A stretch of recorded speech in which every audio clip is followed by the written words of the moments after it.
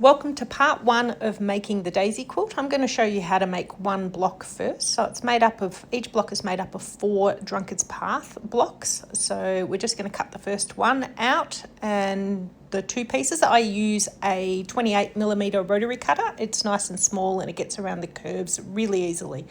Now we don't attach the petals until the full block is assembled, but I wanted to show how I attach and cut. So using double-sided fusible web, I iron it onto the back with the template shape already drawn on, and then I cut out on the inside of that line. That gives you the exact size of the template using scissors, and just double checking that it's going to look quite nice. Now we're going to piece the Drunkard's Path. I start by finding the centre of both pieces. I always put that larger piece on the bottom and make sure before pinning that those edges are parallel.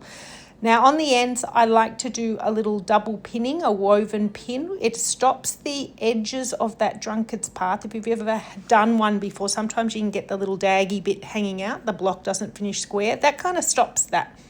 And you can see here when I line up those edges, the fabric all sits, because it's cut on the cross, that curve, it all sits really nicely.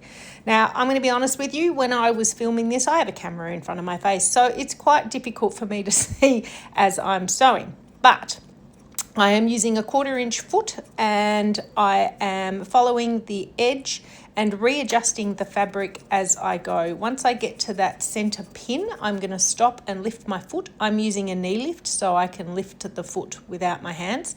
And then I readjust and line up all the edges of these fabrics. Now, I come across a couple of puckers as I'm going through here. I was going to refilm it.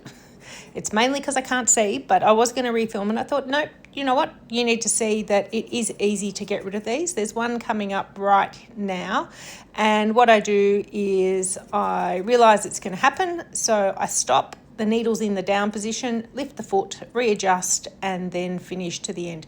This is how I like to do Drunkard's Path. Some people use more pins, some people use more glue. This is the technique I'm really happy with. 3 pins works for me really well. I'm going to lock off that stitch, and you can see that I've got a nice square block and no puckers, which is exactly what we are after. Now we're going to press. I like to press from the front, so that means placing the block down whichever direction you want that seam to go, pressing really nicely and making sure that it's nice and square and flat, and the seam is all pressing that way.